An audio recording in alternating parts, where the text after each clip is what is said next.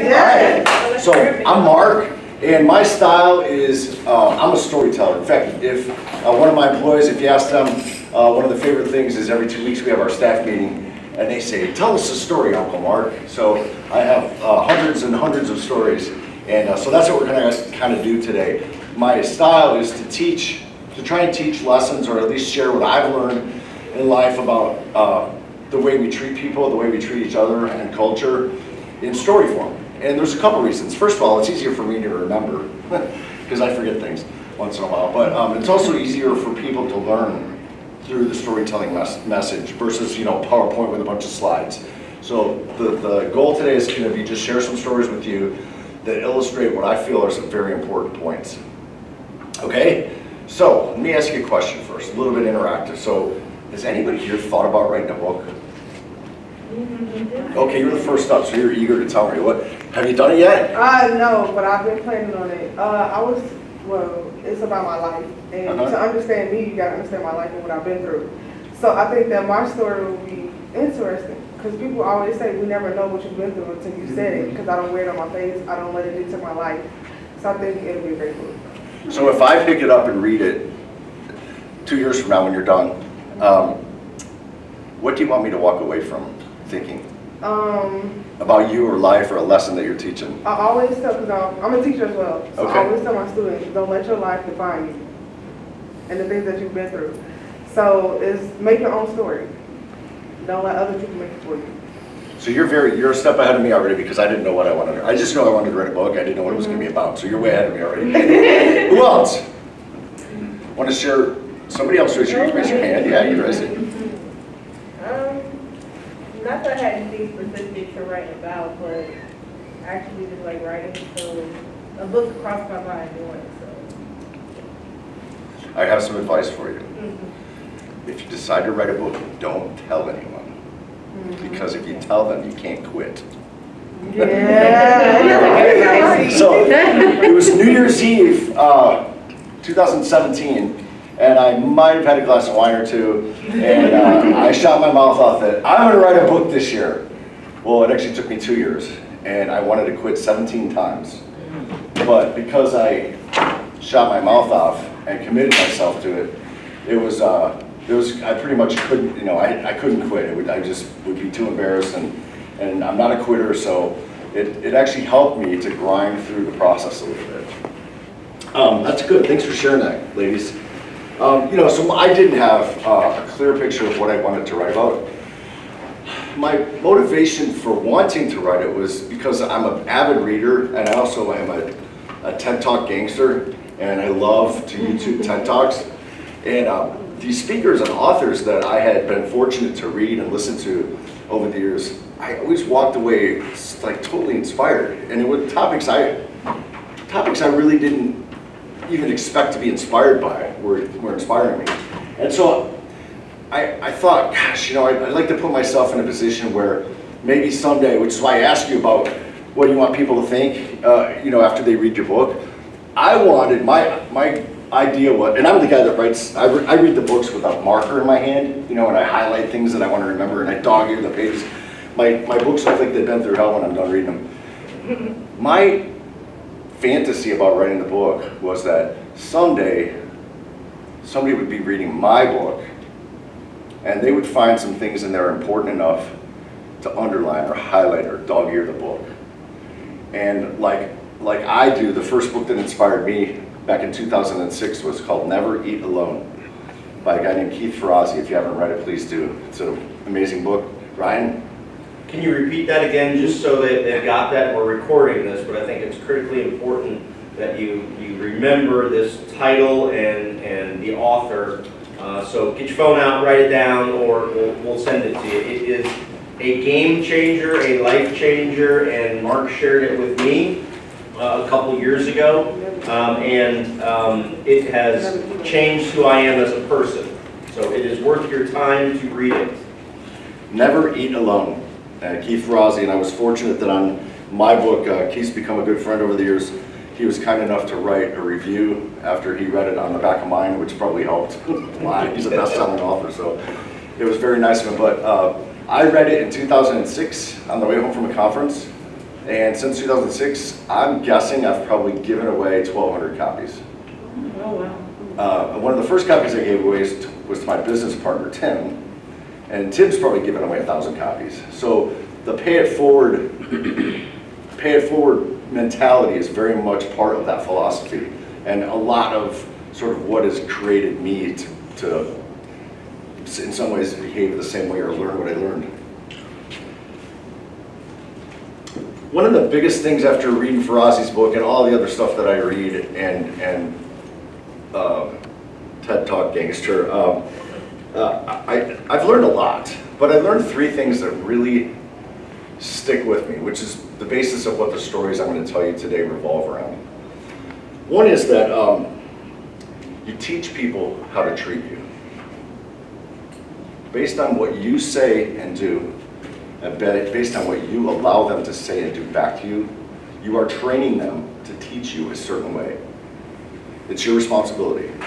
You don't get to be responsible for what comes out of the other guy's mouth, but you get to be responsible for how you react to it and how you manage it if you're in the position of leadership. That goes for kids and adults. You teach people how to treat you. Second thing is, and this was very hard for me to learn because my first career from 20 till 38 was at the Board of Trade. I was one of those crazy traders yelling and screaming all day. And I really didn't have a need to connect, I didn't think I did, with other people. And what I learned after I retired was that I need that much more than I ever thought I did. And so I've come to the conclusion that connecting is a basic human need. And how we do that with our friends or our families or the people that we work with or the kids that we see every day, understand that that's a very important, it's like air and water. Connecting is a very strong human need. And the third thing I learned was, and we're going to probably, most of my stories are focused on this concept, we underestimate our power to do good. And I'll demonstrate that to you. It's a hard story for me to tell because, well, it's embarrassing. And it's a little humiliating to admit that some of the thoughts that I'll share with you in the story that I could have, I'm not proud of them, but fortunately it took a while, but I did learn from them.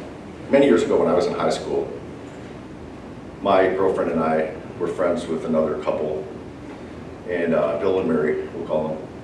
Bill and Mary were in our grade, and we did a lot of activities together, same classes, we went to the same church, and so we had a lot in common. And after going to high school and college, we had kids about the same time, so our kids grew up together, and they were about the same age.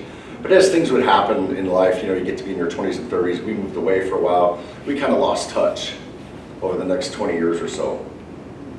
It was during that 20-year period of time that I had heard that Mary had come down with MS. A pretty serious version of it. I don't know much about the disease, but she was wheelchair bound almost immediately. And the kind of wheelchair bound where she had to have constraints around her neck, and the only thing she could really move was her hands because she had a little remote control for a wheelchair on her hands. And but I hadn't seen her in 20 plus years. So 8 years ago, I go to Strack in Vent Hill. Let's tell Jeff this story. I go to Strack and I'm in the parking lot. And I like to park way far away and get my steps in, you know, get my exercise. So I park way far away from the entrance, and I notice up by the entrance was a person sitting in a wheelchair. I couldn't tell who it was still pretty far away, but it appeared that somebody had dropped them off, went to park the car, and come back and get them, you know. And as I got closer, I'm walking, and I noticed that it's Mary. Now, I'd seen her in 20 years. A lot has gone on since then. I had been through a divorce. Just, you know, not all bad stuff. I just hadn't seen her in a while, so it was a little awkward. And this is where it gets really humbling for me to share with you that I don't know what was going through my head, that I didn't want to, I was in a hurry, or it was too much trouble, or I was too embarrassed. But I made a decision that I just didn't want I did not want to take the time to stop and talk to Mary. So I physically, walking into the front door, looked the other way as if I was, looking at a cloud or something, so I wouldn't make eye contact. And to be honest, I can't tell if she noticed it was me or not. She was in her wheelchair. So I get into the store, grab my cart, I go over to the produce section, and the whole time I'm kicking myself, like, is that all you got? Is that as good as you are?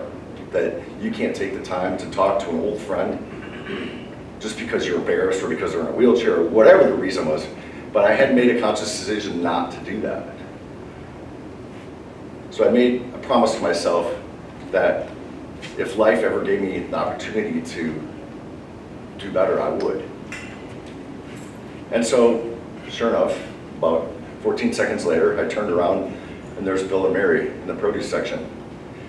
And Bill's pushing Mary's wheelchair. And I turned around and I walked right over there, a lot of energy, and I gave Bill a handshake and I bent down and gave Mary a hug, and we talked for 6 or 7 minutes. Remember that, 6 or 7 minutes. We're gonna come back to that. We talked for 6 or 7 minutes, and then we hugged again and shook hands, and I took off, kind of kicking my feet behind my car, thinking, yes, I redeemed myself. But life was not done teaching me the lesson yet because I didn't get it. About 6 aisles later, I happened to pass Bill and Mary going the other way in the ethnic food aisle, I guess. And we kind of waved at each other again. And just before I rounded the end of the aisle to say goodbye, I could hear Mary yell in a very weak, voice because she wasn't very strong. She said, "Hey, Mark, thanks for taking the time to stop and talk. It meant a lot." 6 or 7 minutes, guys. Now, I don't know if people avoid talking to people in wheelchairs or they avoid talking to people that, that there's history between them. All I know is that me stopping and talk for 6 to 7 minutes to Mary was impactful enough for her that she thanked me for talking to her. Do you feel that? That's a superpower. And we all have it. We have the ability to make that change in other people's life on a daily basis. I've almost made a game of it now, looking for opportunities to say something or do something, a nice gesture, a favor, open a door, And I never realized that I had that kind of power in me until that day. One of the greatest gifts that we can give people, like that 6 or 7 minutes, is the gift of our time. Because that's something that we give somebody that we can't get back.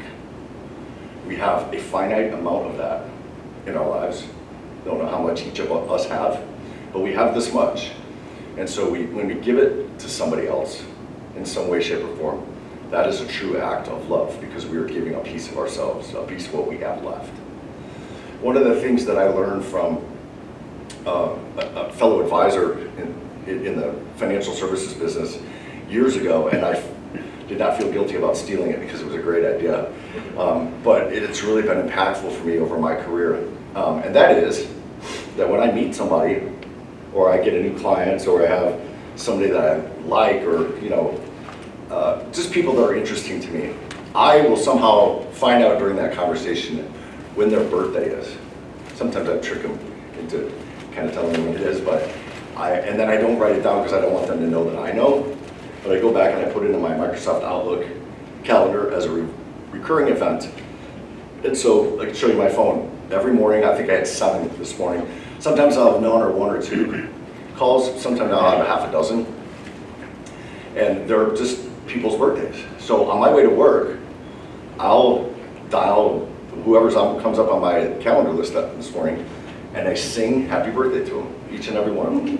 Aww, that's nice. So that's 60 seconds of my time, and I've gotten reactions from, choked up to thank you so much to, oh, yeah, man, I meant to call you about some other issue that leads to some business or something. I actually had one incident one time where I didn't get around to my calls till later in the day, and this woman goes, thank you so much for calling. That son of a bitch forgot it was my birthday. Her husband had forgot it was her birthday. So, Anyway, I've had nothing but, listen, free activity, right? Doesn't cost me a dime. Microsoft Outlook takes care of managing my, I don't forget anybody because they're in the calendar. Impactful beyond belief. I've called people at parties, who's that? This is my financial advisor. Your financial advisor calls you on your birthday and says, yeah. So it's a free activity. And I don't know how it works in your world with contact, forgive me, between you folks and the kids, or you folks and your coworkers or something, or just your friends. But I'll tell you what, that gift of time that you give people to sing their happy birthday, if you don't like to sing, just say happy birthday, but singing has been really fun for me to do. My grandchildren, I have 6.5-year-old twins. They taught me a lesson last year. I guess they learned it through their mom or through a friend, but we'll sit around and have dinner. Unfortunately, they live very close to me, but they surprised me one night at dinner and they said, okay, Chief, we're gonna play the dinner game. They call me Chief. Okay, what's a dinner game? Well, we take turns asking each other questions and we go all the way around the table and you have to give long answers. That's the only way they can explain it. But what they meant was, it's not a yes or no question. It's like, how was your day? Fine. No, that's not okay. How was your day? Well, why was it fine? What did you do that was so fun? So they forced you to have a more elongated answer and really find out, what was good about the day. And that blew me away that they play that game. And now we play it every time we get together as a family and have dinner. That's a game we play. But again, it's making meaningful conversation. And I'll kind of tie this to another story in a minute. It's bringing meaningful conversation to a situation where you can just sit around the table and talk, but not really listen. Talk about nothing and not really share with people about what's going on in your life and your day. And that leads me to I'm going to use the word receptionist because she's so much more. She manages the front of the house for our office. Anybody that's been there knows Kristen. And Kristen has, I think she cannot wipe the smile off her face. It doesn't matter what's going on around her. She just simply cannot wipe the smile off her face. It's amazing. And I'll come in always in a hurry, seems like, for no reason. I'll come into the office and Kristen will say, hey Mark, how was your weekend? And I'll say, fine, good. And she got to the point where she got tired of hearing fine and good, busy, or other one-word go-to answers, that she said, no, can you just stop? You said good. What was good about it? It's like my grandkids, right? So she was forcing me to, in a good way, she was forcing me to give her a quality answer. And so what I learned from her was either ask less questions or demand better answers.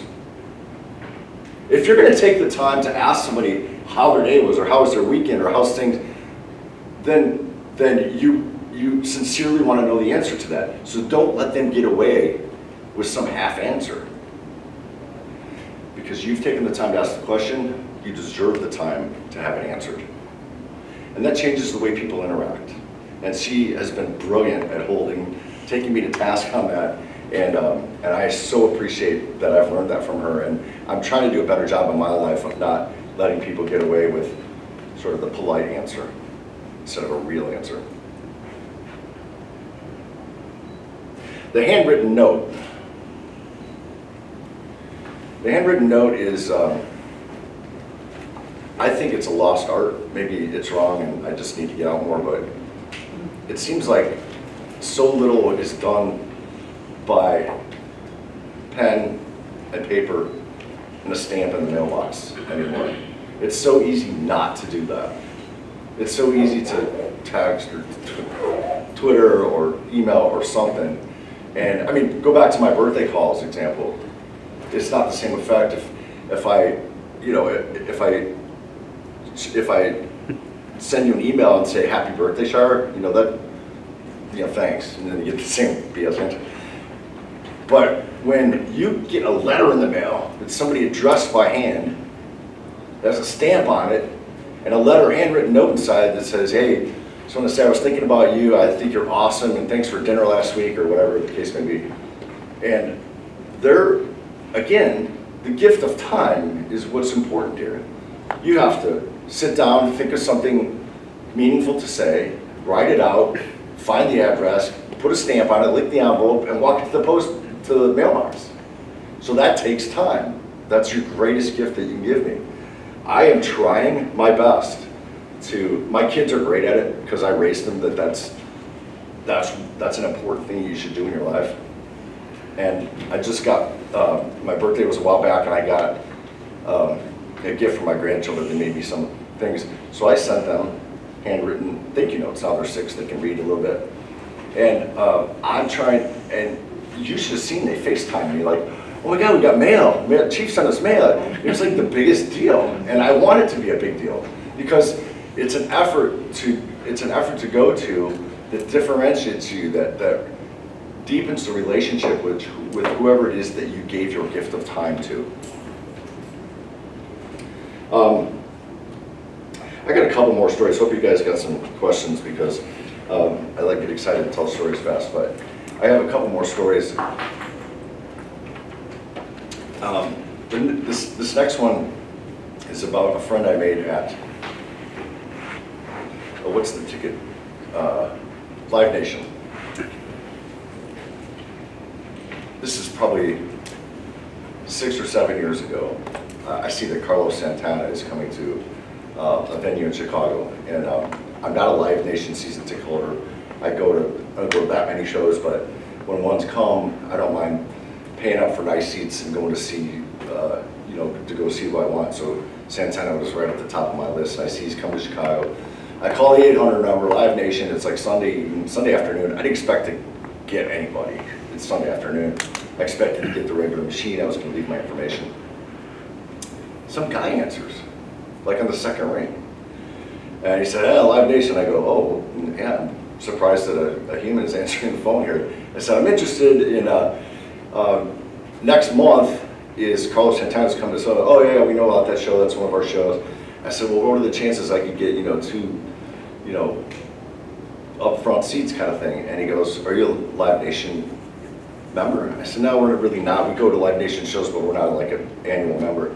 He goes, well, we kind of reserve those really nice seats for folks that are regulars and members. And I said, but let me take your info, and if anything shakes up, I'll give you a holler. And I was emailing, so I have his email now. His name's Michael. And I email Michael every week. Hey, any Carlos tickets shake up? Anybody? No, nothing. Anything shake up? No, nothing. And finally, a couple weeks before the concert, 2 at the most, it was a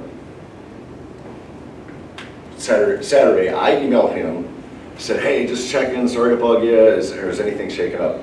I don't get any response until Monday morning. I wake up, and in my inbox is an email from Michael, timestamped 1:34 a.m. And he said, no, nothing still. And I go, well, thanks for checking. By the way, what the hell are you doing up at 1:30 a.m.?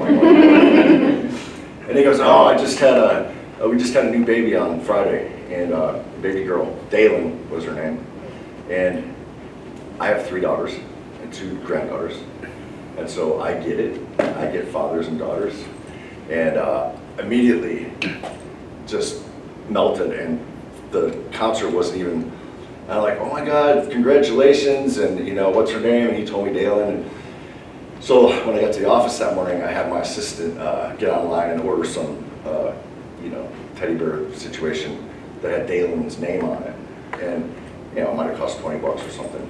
But I really just connected with the guy. It was about 1:30 in the morning, 2 days after his baby's born. And so he sent it, my assistant sent it to it wasn't a P.O. box, but I was taking a chance that he'd even never get the gift, But he got the gift, and how do I know that? Well, Monday, he gets the gift on Wednesday. Thursday morning, there's an email in my inbox. Got 2 front row tickets. Now listen, you gotta understand that, and you can't, the superpower I was talking about, you can't use it for evil. You have to use it for good. And you can manipulate people and play games and do all this stuff. And trust me, I didn't. He touched my heart when he talked about his daughter. And I think realizing that you have that ability to touch people like that so long as you use it for good and not evil, is just an amazing gift to understand about yourself, and you'll all have it.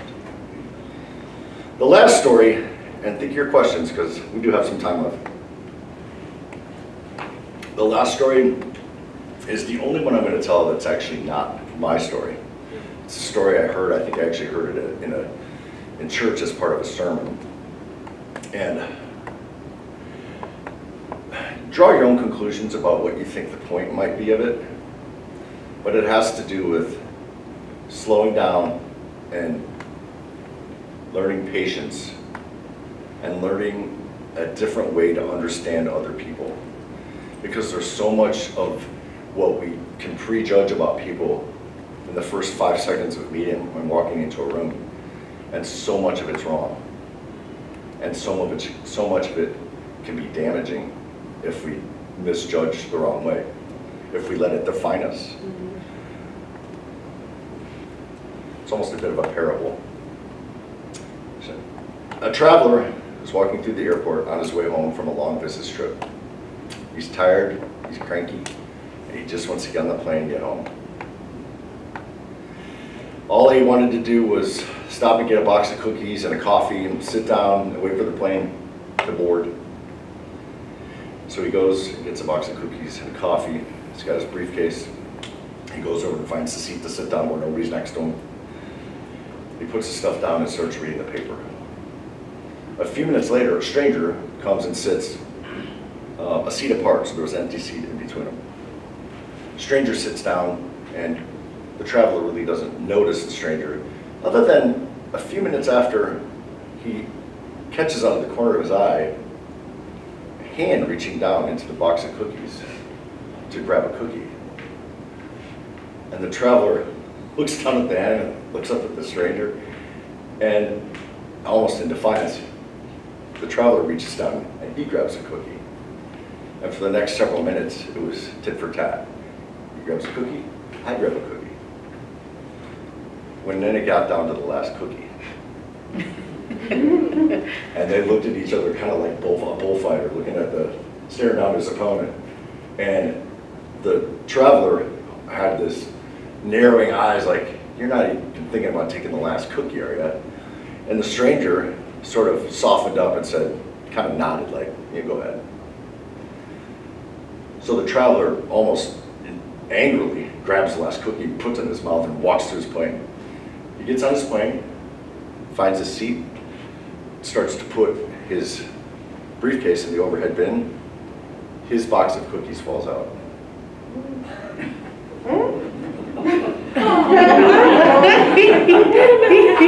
That entire time, he was pilfering from that guy's box of cookies. But he was angry because he thought the opposite was true. See what prejudge can do? Take the time to ask questions. You might be wrong once in a while. And the opportunity for the stranger there was that by handling it the way he handled, he shared a half a box of cookies with the traveler. But he made the world, he moved the needle a little bit. You know, he changed the world in his own way, in the only way he could at the time. And I think that's a really important thing to remember as you go back to work or you interact with people in your family or your life, about giving people the benefit of that doubt, because every once in a while they might deserve it and you might not be right. So that's what I have for you today. This is the book I wrote. Why do I work here? Let me tell you a little bit about that. So it's some of these stories are in there. I grew up in a very poor neighborhood, lived in a government-assisted housing, and didn't really have much, but I learned two really important things from my dad. And one was, all right, I'll tell you another story, since we have time. When I was about 13 or 14, we didn't have enough money for me to buy a bike, but all my buddies had bikes, you know, that I hung out with at school. So I saved and scrimped, and I mowed lawns, and I took out the garbage. I did what I could to earn money. But I'm going to embarrass myself here a little bit. This is 1960s, okay? But a bike was like 40 bucks. So I saved up 20 bucks. And I went to my dad, and I said, Dad, I got 20 bucks. but a bike's like 40, can you help me out? And he's like, you know, no, I don't have it. And I said, well, then how am I gonna get a bike? And you know what he told me? And I thought he was an asshole for 25 years until I figured out what I meant. He said, make more money. I'm like, you know, I was mad because I thought he was giving me the smartest answer, but really, what he was trying to teach me was, whatever's going on in your life, for the most part, is under your control. Don't leave that up to somebody else. And so make more money was something that, the first lesson he taught me. A couple years later, similar situation, I won't bore you with the details, but he said, what do I do? I said, well, what do you do? What will I do? And he said, figure it out. There was nothing judgmental in that. I mean, I was a little bit offended, but I wanted him to solve the problem for me. But see the problem with that. I wanted him to solve the problem for me. And he's trying to teach me that I can solve my own problems if I figure it out. And that was a really important thing to me. And so what I talk about in here a lot is how I've had to figure it out, going from a very toxic place to work as a trader to a place where I have to go get customers, I have to manage employees, I have to manage, you know, family and friends. And it's been a struggle for me to figure out how to do that, how I've had to pivot in my life to try and become a better person by some of these things that I've talked about today. And so why do I work here? I titled it that because as the CEO, I thought it was important for me to understand why my employees choose to work for me, for our company. I also thought, as an employee, there's probably a lot of employees walking around going, why do I work here? Why the hell do I work here? You know? And so I wanted to approach it from both sides, and I thought it would appeal to both leaders, and by the way, I think there's leaders in everyone's a leader, and employees. If you go to, what I did was, if you go to markwchamberlain.com, just my name, markwchamberlain.com, what I did was I posted the first chapter. And my thinking was that I just wanted people to be able to read the first chapter, see if they like it, and if they like it, they can buy it. But that way, at least it's a fair shot that it might not be something that's for you. But hopefully, one of you will be the one sitting with the highlighter at some point, thinking that there's some pretty good stuff in there. But that's up to you. So please, questions? When did you publish your book? When did COVID start? It was supposed to go, it's on Amazon right now. I'll tell you about that too. It was supposed to go, be available the 1st of April last year. There was some stuff going on the 1st of April last year.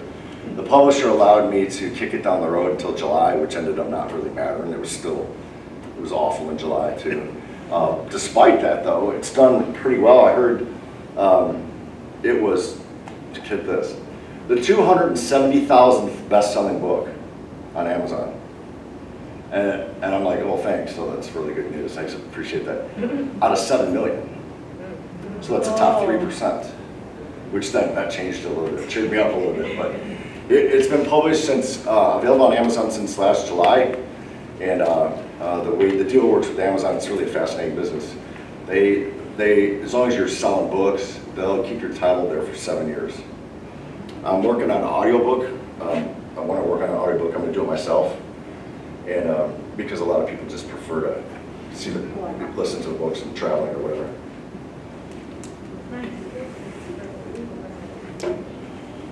Yes? Mark, I missed the first few minutes, but I came in, you guys were talking about other books. What would you say is your top 3 books for personal development? And you want to help them out with one of them? Never eat alone. Oh, where do I? Never Eat Alone. Oh, yeah, Never Eat Alone. Never Eat Alone started this whole thing for me. It was right in the middle of transitioning from one career to the other, in the early O's. Never Eat Alone, Keith Ferrazzi is his name. And depending on your role in the organization, there's a book called Tribal Leadership, which is, I can't remember, it's 2 guys, I can't remember their names, but it really talks about how organizations form tribes. And need to go into all the detail, but basically a level 1 tribe is, you know, a person that says, or a group of people that says, I hate you and I hate the world. And the opposite of that is a level 5 tribe, which is, I love everyone and I love everything about the world. And then you can kind of imagine the tiers in between that. The interesting thing about it is, which is why this kind of thing is so important to you guys, we do this at my company too. If you have most of your people are level 4 tribesmen, and they hire a level 3 tribesman, generally the bigger tribe pulls that person up. Just by the way they behave and the way they talk and the way they interact. Opposite thing can happen. You can pull somebody down. It's really hard to pull somebody 2 tribes or 3 tribes up or down, but that, again, that's another example of we underestimate our power to do good, even as individuals, but even as tribes, how we can pull up the general population. And so that's the second one. Of course, the third book is, why do I work here? No particular order. Sarah, what do you got? You got a question? Before Lakeside / Cap Trust, you said you were in a really toxic environment, having worked in a similar environment, I understand that. But what was either a good or bad quality that you saw from one of your supervisors, especially as a junior trader? Oh, short memories. They were, because a trader has to keep his wits about him even when things don't go good, I did learn that have a short memory about things that went bad, which it's not that you can forget, you should forget things that don't work and the things that go bad, because you need to remember them enough to learn from them and adjust, but allowing them to take over you and to paralyze you from the next best decision is a really good thing that I learned from some of my trading mentors.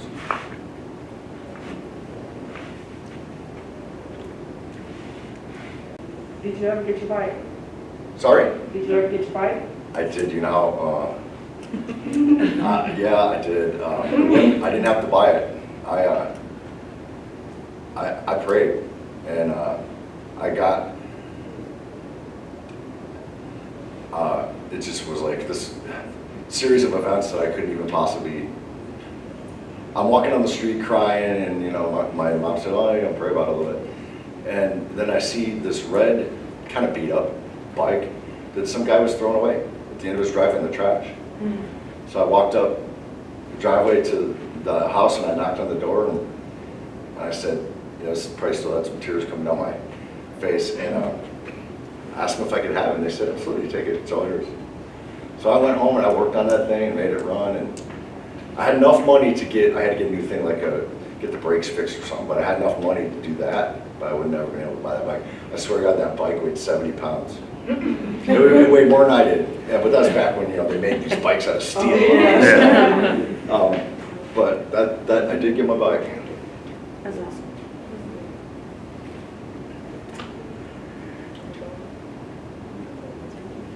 Well, that's it. Thanks, guys. I appreciate it. Got a few minutes of break time, and I enjoyed spending some time with you. Okay.